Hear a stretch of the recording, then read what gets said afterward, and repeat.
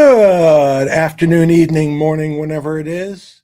Good morning, Vietnam. Hello there to StreamYard, to Dustin, Born Free Films, Born Free Films. What a bad memory. John, Market Watcher, Jack, Gator Boy, excuse me, Frank, Renee, Care, Matthew, Lee, Ben, Rondell, or Rondell, or Rondell. I don't know how to say that exactly correctly.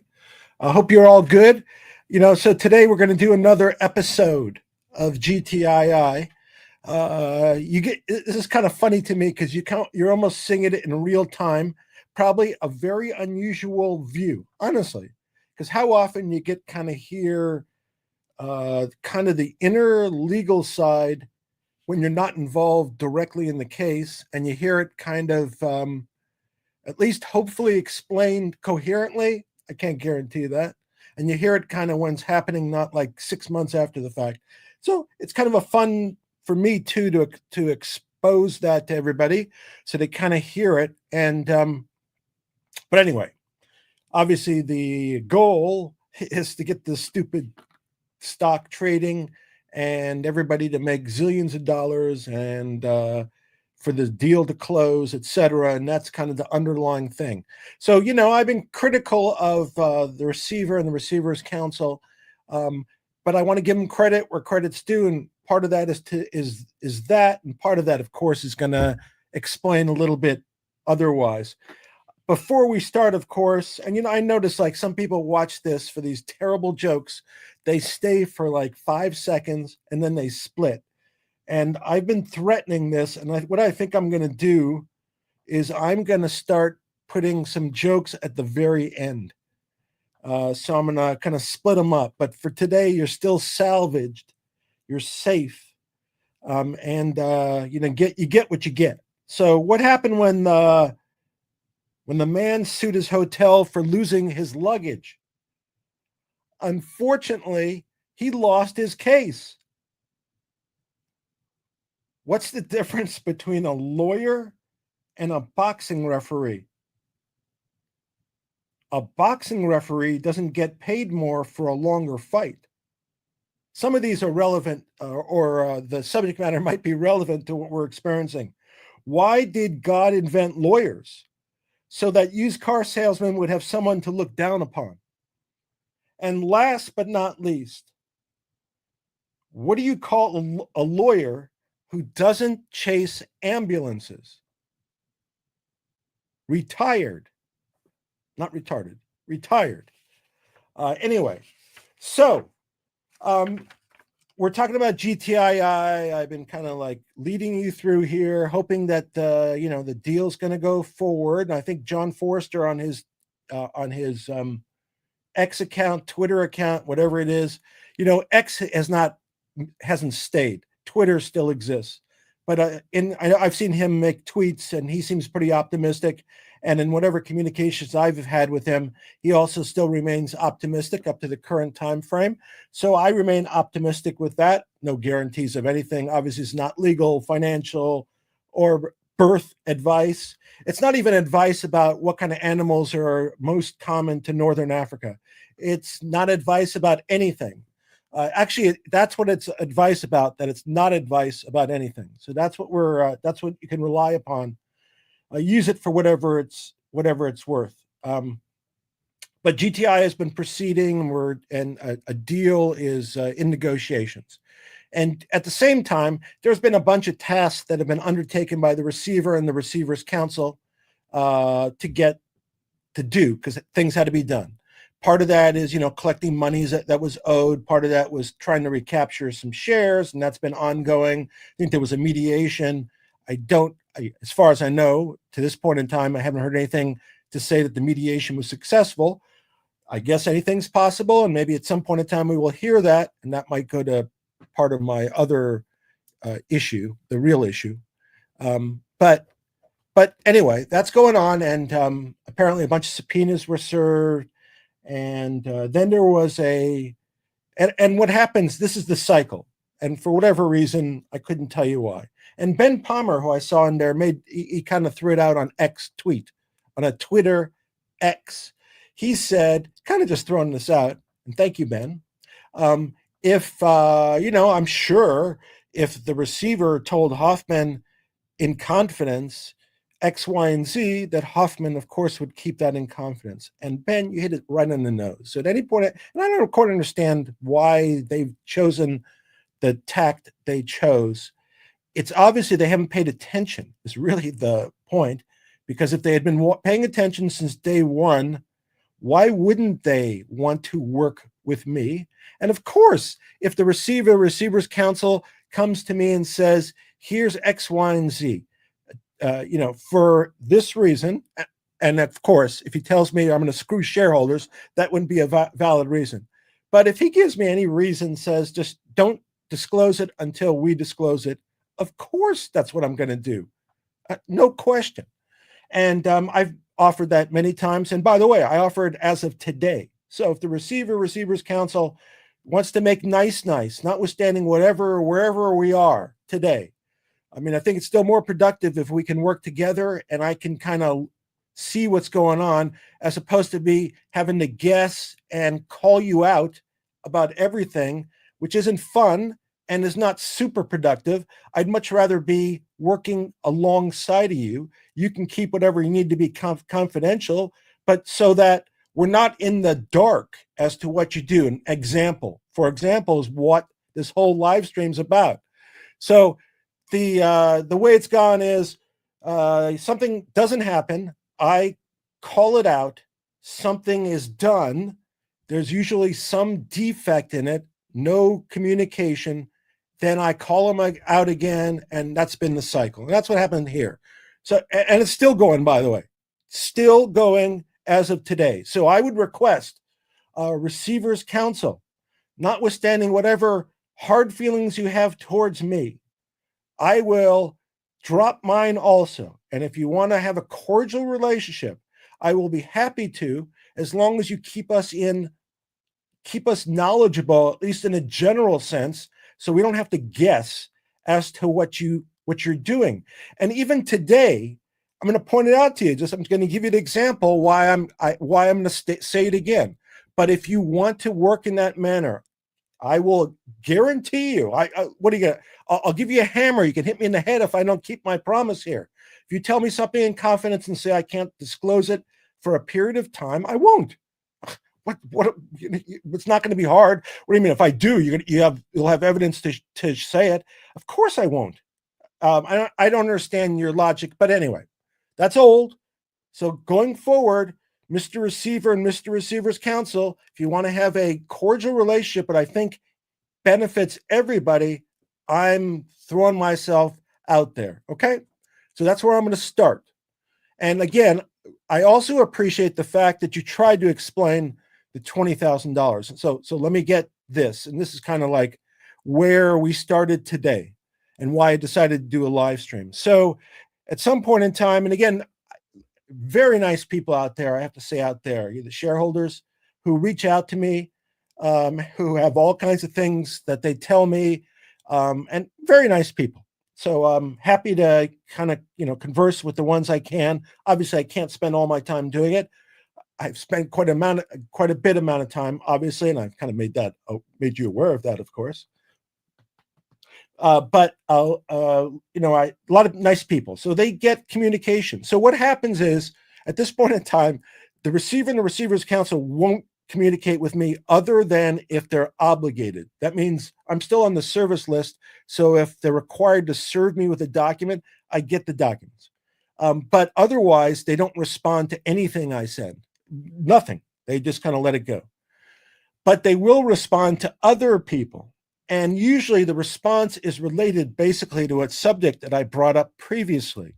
So it's obviously they're like they're calling Mr. Joe to really answer the question of Mr. Hoffman. That's really the way it's working. And as opposed to having that interaction, they've elected not to do that. So, whatever. Hopefully at some point in time, they'll decide, change that method of communication, because I'm sure I'm not the one. I know this stuff. So I could recognize the ambiguities. If you're not knowledgeable in a lot of this stuff, and there's no fault of your own. It's not your business. Then there's just a lot of stuff you're not going to recognize, and you can be taken. And it's happened, right? We all know it's happened. So let's just bring you up to speed on today. So obviously, my last thing, I harangued about that stipulation to release the 20K, and then John Forster, I think he posted that he didn't have any further information. I think he said on X that he had reached out to the receiver but hadn't received any information, and I don't know if he has received any information to this point in time. I know nobody responded to me, and I made that live stream. That was I think I was pissed. That was on a Friday, and today's Wednesday. So that is, let me count. 7 minus 2, that would be 5. So that's 5 days ago. And today somebody sends me an email. I'm not going to say who sent it to me. And I don't know how many people got this email. So it might have gone out in some form to a bunch of people, because there was a prior email that I read and ripped apart that was sent. And by the way, again, when I rip it apart, I'm not saying, and I repeat this because this is kind of funny. I know it's funny to you. I'm just trying to keep these guys honest. I'm not super trustworthy of them. So I'm scrutinizing everything they do. Doesn't mean that the goal is not going to be met. Those are two separate things. I just want to make sure I don't let anything kind of pass by and be sorry that I let it pass by. And they've elected to communicate in this way, their election. So I have to be, upfront about what I see. And that's where we are. So they responded to somebody about the 20K. And I thought, by the way, I like that. So this is the good part. I'm going to thank the attorneys for the receiver for at least responding about the 20K. Now, again, my biggest complaint, and I'm not going to argue about work product because, again, I don't know, maybe this is going to work out great and it will end fantastic. They will have done a wonderful job, and it's too early for me to tell. When I talk about tactics, I'm talking about tactics, but you don't know till the end because the result might be great. So I'm open to that. But we're not really we haven't got to that. We haven't got to that point. And what happened was there was a release of 20K, and what I did is I read from the stipulation and order. And today, 5 days later, they responded to at least one shareholder. And the shareholder basically was complaining about that 20K. Excuse me for a second. Was wondering about that 20K. And I don't know if his communication was to the receiver or the receiver's counsel or the combination, but I believe the response was back from the receiver's counsel, and I believe the receiver was copied on it, I believe. And again, I don't know how many of these were sent out, because in the prior letter, there was, so that was the one when I said I ripped the prior letter, because there was a bunch of stuff in there that just wasn't well done and didn't make a lot of sense. And that's on the communication side. So this was another letter was sent out. I don't know how many versions of this were sent out. I don't know how many people got out, but it's in response to the 20K. And I wanted to be fair to the receiver and the receiver's counsel by reading it. And then we're going to talk about some of the stuff that's in here. But I have to, again, because I want to be, I try to be fair, honestly. I thank the receiver's counsel for responding and for trying to clarify that 20K that was released. And maybe it's just an ambiguity in the language. Maybe that's something else, but I'll get into the contents. But of course, let me say it a different way. If the receiver's counsel had contacted me on Friday and told me, listen, for X, Y, and Z reasons, the receiver is going to have to release or agree to the release of $20,000. We probably shareholders, when they find that out, because it's going to be a public record, because per stipulation, they're going to flip. So can you kind of tell them that, calm them down when they see it, to say, after I'm explained what happens, to say, there's some reason and we should kind of let it play out. And knowing what they're doing without disclosing any detail to anyone. And obviously, I can't trade the stock because I can't trade the stock. So that's it. So it's not an issue of insider information being able to trade. If I do trade, I think somebody will watch any trade I make. So I whatever. But anyway, if you would have told me on Friday, listen, there's gonna be money coming out, or there's gonna be a document that's gonna look like money's going out to Reichman, and it's gonna look like it's gonna be used against GTII. So could you tell everybody to calm down, and eventually we're gonna explain it, but there's nothing there. If they would have done that, we could have cut that off in the past, and it would have made everybody feel more comfortable. But for whatever reason, and lawyers are known for this, have terrible communication skills. Sometimes they focus at the task at hand so carefully that they don't communicate with people. And as a result, what they do is they keep on creating ambiguities that don't need to exist. And I think that's part of what's here. That's why I'm always kind of cutting between being critical of what they do, but not cutting off that the deal won't work.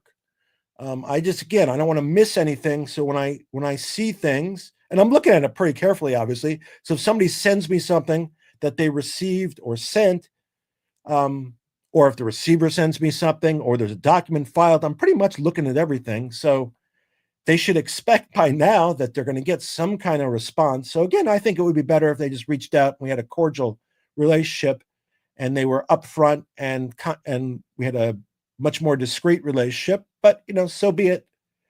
Maybe that will happen. So, letter goes out. The letter's in response to the 20K release, and I'm just going to read it because I'm going to be fair. It's coming from counsel for the receiver. At least that's what it says. It's signed by one in particular, and it's the gentleman it's Dylan. So he and I haven't gotten along too well to this point in time, but it's from him. And again, I have to give him props for having responded. So that's good. I think it's a positive thing. Now, I wish again he would have cut this off at the pass beforehand, but so be it. Now I'm going to analyze what he said. So thank you for addressing it. Thank you for referencing how you explain about the 20K. Because let's say the question is, what about this 20K? Why'd you do that? That's in a nutshell. The statements in the below aren't accurate. The $20,000 is not from a GTII account. We actually had a hearing on the account in question months ago, and all disbursements have been reported to the court. This is a personal account of Mr. Reichman where he kept his money. We reached an arrangement in court where we approve his use of the funds in the account, and we do so through a court order. There are no secret transactions. Okay? So that's first paragraph. They're basically saying, this is not from GTII, this is from a Reichman personal account. And we've already kind of agreed to this, and the court, there was some prior order, I guess, and we reached this arrangement, and that there's no secret transactions. And then I go to the stipulation. So this is how the order. So so when I go to my left or your right, I'm going back to the stipulation. Stipulation was filed before the email I'm reading from. So the email came after the stipulation. Stipulation, which released the $20,000, that was before. So the stipulation, so you understand what a stipulation is, that's when both sides agree to something. And then since they agree, they present their agreement to the court, and then the court will sign an order. Unless it's something that's kind of oddball, if the parties both agree, the court will sign the order.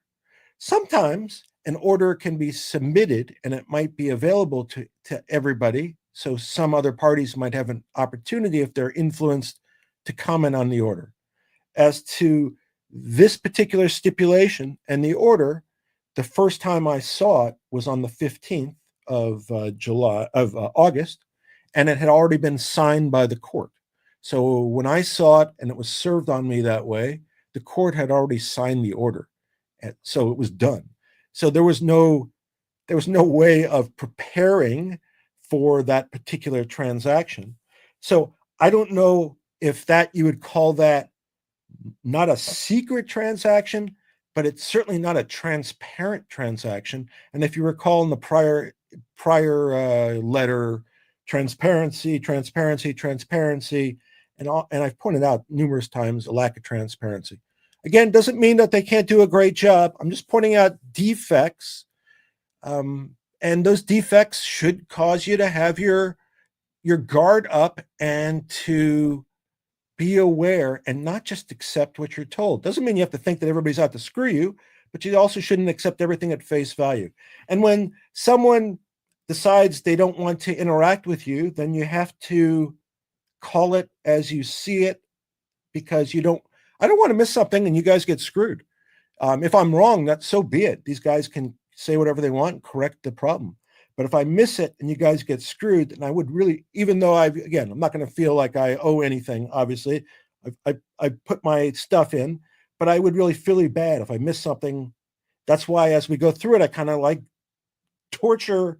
It's a tortured reading, but we kind of like analyze it and you kind of learn what to look for. It's kind of part of the lesson. So here they're talking about there's no secret agreements, but they did a stipulation and order before anybody got to see it. I would actually call that a secret agreement. I don't know about you. They also referred to, and so here's the confusing part. And again, I wish they would have called me to talk about it. So this email I'm reading from today, by the way, it's today, this morning on August 20th. It is talking about that $20,000. And it says it's not from a GTII account and not secret funds. And then I look at the stipulation. It's not from a GTI account, and that they reached an arrangement and there are no secret transactions. Let me read on. In this case, we vetted where the money was being used, and it's not being used against GTII, as has also been suggested. Okay. Obviously they're watching me. Who could have possibly suggested that the money was, who could have possibly construed that the money might be used against GTII? Who could have possibly come to that conclusion? Just because the stipulation that they agreed to, so they didn't impose it, they agreed to it. Just because the stipulation says Mr. Reichman shall be permitted to make a one-time withdrawal in the amount of $20,000 from account ending in 885, which are earmarked for and shall be used by Mr. Reichman to forthwith pay a retainer to counsel. I wonder if somebody might get the idea that it was involving GTII, and that it's confusing when you say that. How could you possibly suggest that that anyone could construe it involved GTII? How is it possible? By the way, this is the kind of stuff that pisses me off, because in a call, this would have been like a nothing. Again, I'll leave it at there. So how could possibly anybody think it's about GTII? Now I'm going back to the stipulation. Wasn't done yet with that stipulation. Remember, the stipulation is something that's drafted, agreed to by the parties, not by me or anybody else. But in this case, it would have been David Reichman's counsel and the receiver's counsel, and the receiver, of course. And here's what it says. And I don't know, perhaps you might think that the giving of the funds might involve GTII. So let's read this. Read this together. So you get out your copies. Let's read it together. 1, 2, 3. Whereas Mr. Reichman seeks to access certain funds in the accounts. I think they said they were Reichman's accounts, but here it sounds like it's GTI's accounts, but so be it. To enable him to retain counsel with respect to certain matters related to Global Tech Industries Group, Inc. Huh.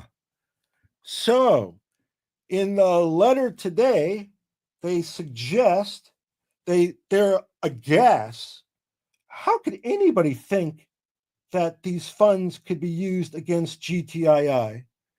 And without any explanation there or in the stipulation they agreed to, without explaining it, without telling anyone in any specific language, although apparently they're reaching out to individual shareholders, not others, whatever. Perhaps that's great. I think they know that eventually it's going to reach me anyway. So they should just eliminate that counterpoint and just go straight. I would think that's more efficient.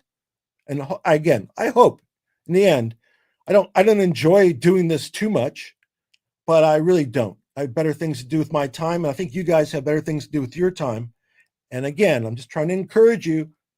Little communication, direct communication really would get rid of a lot of this stuff. So when I saw the letter that said it wasn't, how can anybody, again, I'm going to read the language. So this is today. In this case, we vetted where the money was being used, and it's not being used against GTII, as has also been suggested. I guess they're the ones who suggested it by the stipulation. Maybe they're referring to themselves in the third person. Maybe.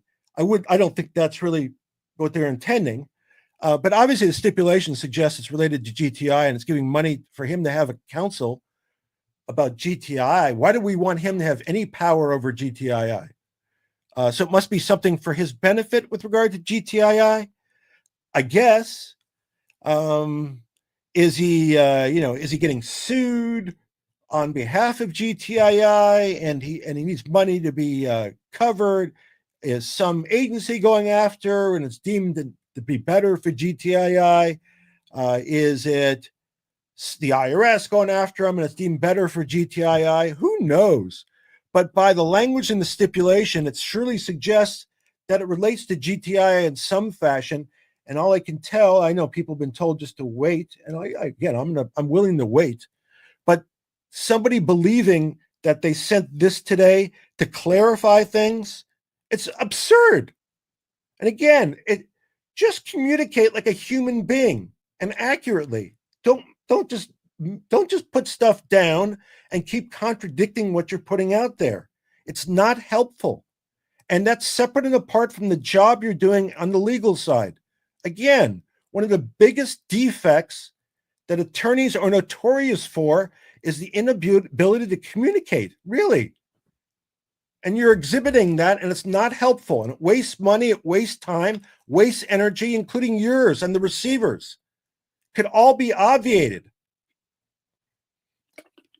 So we're going to continue, just to be fair, because again, they reached out, and again, I'm trying to be fair.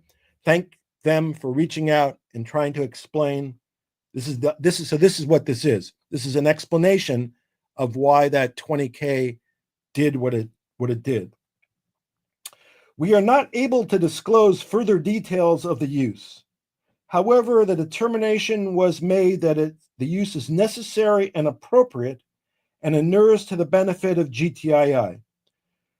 Okay, I guess, but I guess that would be about GTII. I don't know why they can't disclose it. I would think, I would say if it inures to the exclusive benefit of GTII, then that's fine. If it doesn't, then I would like to know, but that's probably something that they could make a decision about themselves. They have some discretion to make those decisions. That doesn't clarify what the money is. It actually says they're not going to tell you what the use is. However, the determination was made that the use is necessary and appropriate and inures to the benefit of GTII. Listen, if that's the case, then great. But again, that ambiguity could have easily been avoided, and I could have avoided doing like 3 live streams if they just communicated like human beings in a direct fashion. If they wanted to do it confidentially, do it that way. We also negotiated the amount to significantly less than what was proposed. I don't really get that. If it's his money, then why would you be able to restrict the amount if it wasn't his money, why are you letting him spend it?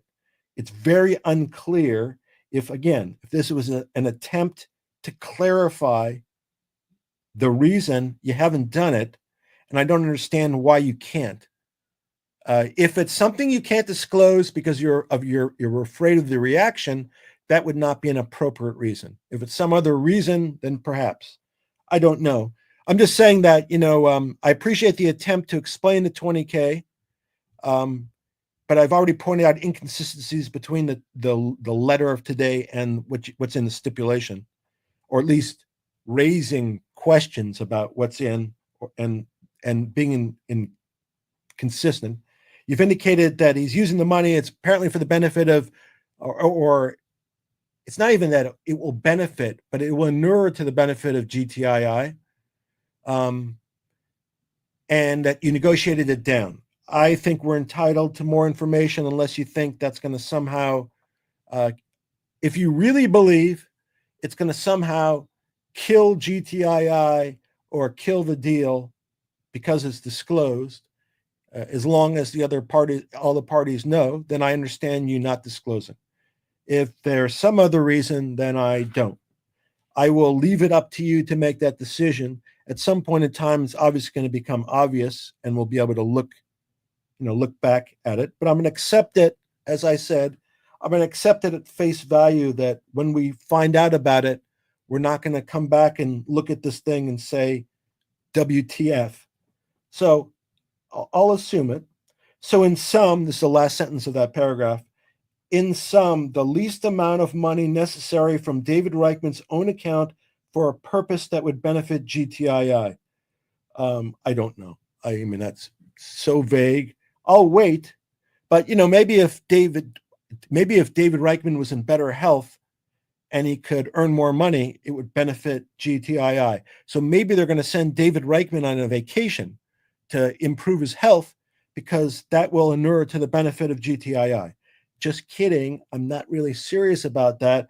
But that is so vague.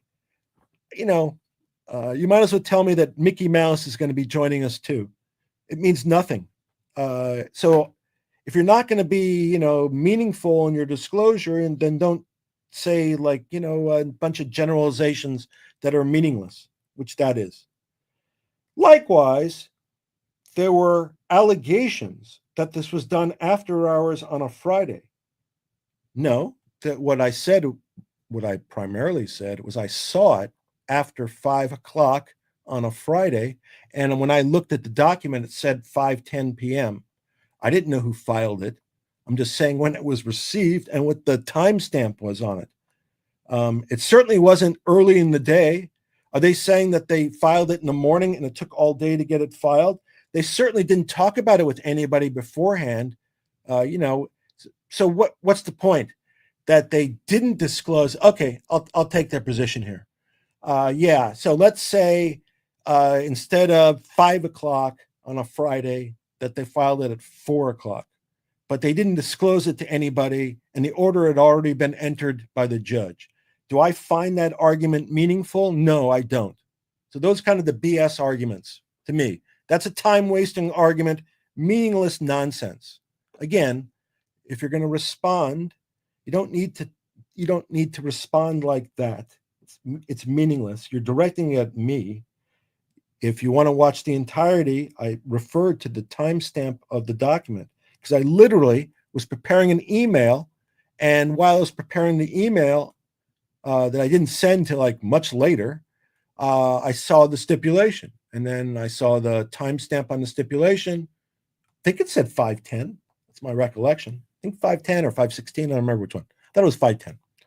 And even if it was, let's say it was 4:36 or 3:58 or 2:59 or 1:43. The point is you didn't discuss it with anybody. And here you're saying no secret stuff, and that's what you're doing. And if you don't know the difference, that's a problem. Honestly, that is a real problem. If you can't tell, if you're not disclosing, so if you suppress information, that's not secret because you disclose it after the fact when nobody can do anything. That's secret. I'm sorry. Moving on. So going that, so the he complains about the time on Friday, and it's a meaningless argument. The order was filed by the judge, not counsel, as indicated in the email transmitting the order. We do not control the timing, and the stipulation order was actually submitted to the court days earlier. Even better, we were talking. Okay, that's interesting. So even more reason for these guys to have told us. They obviously, it wasn't the last minute, so they had days to think about it. They certainly could have let us know. We were clamoring about all kinds of things. Can you imagine? We were clamoring about all kinds of things, and if they would have told us at the same time, if they would have dropped that order and the order was releasing the funds, we would have jumped out of our screens. So, okay, congratulations. If you presented it earlier and you weren't trying to stuff it at the end, you get a green check mark for that. You get a red check mark for not having disclosed it and talked about it beforehand, so we wouldn't take a little poopy in our pants when we saw it. In response to your inquiry below, GTI funds have not been released to defendants. That is confusing to me. Oh, okay. To the contrary, we successfully defeated a motion from Mr. Reichman for his advancement of his legal costs, which is provided for in the company's bylaws. That is, the shareholders agreed that if the directors and officers were sued by shareholders for certain sums, the company would pay all legal fees. The receiver prevailed in that. So I don't understand the argument when they say that they're releasing $20,000 an account ending 885. That's not GTI's money.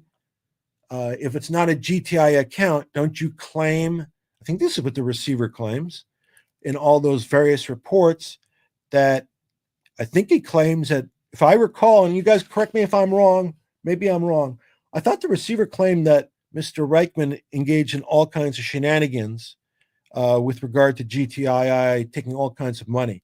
So, I think it might be very easily stated that any monies that he had would be GTII's. So I didn't kind of understand when the reference to not GTI money in today's letter, I found that confusing in light of what the stipulation they signed said.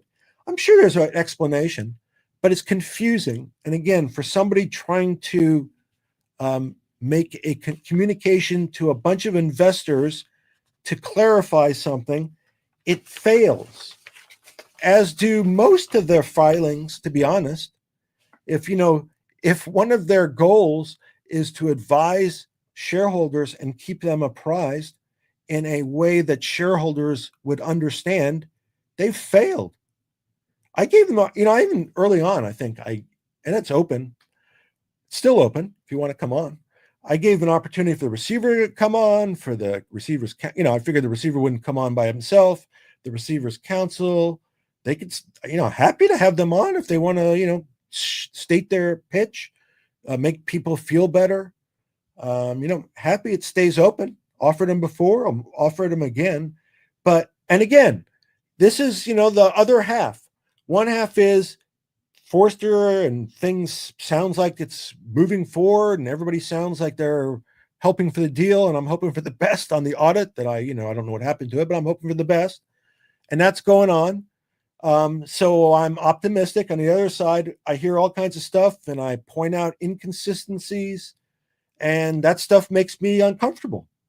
And doesn't mean that the good result can't happen, but if the bad results happen, we could see why. That's all. So again, I hope that's the end of this. I don't have to go back to the stip, but you can see how they're inconsistent. One's talking about GTII. One's talking about this is not GTII. One's talking about what it's for, that it's not for. One says involving GTII for legal purposes, suggests it could be used against GTI, is vague. I understand. Maybe there's some agreement they not disclose what it's for, but they're giving them the money. Maybe. There could be a lot of reasons why they decide to do something in the end, if they're deciding to do whatever they're deciding because they think that it will get done, a deal done, and that's their primary motivation, then I'm fine with that. I'm just not sure that's their primary motivation, but it may go positive anyway. So we have to play it out. And in the meantime, I'm just going to kind of watch carefully. That's the end of that response where they clarified where that 20K was going and the reason it was going and what it was going for. I said that facetiously. I would say after reading that email, I have no idea what it's being used for. I don't really know why they didn't object. And I'm sure there's reasons, by the way, but I don't know why. I don't know how it will benefit GTII, but I also expect that at some point in time we'll figure it out and we will be able to determine ourselves if it all made sense.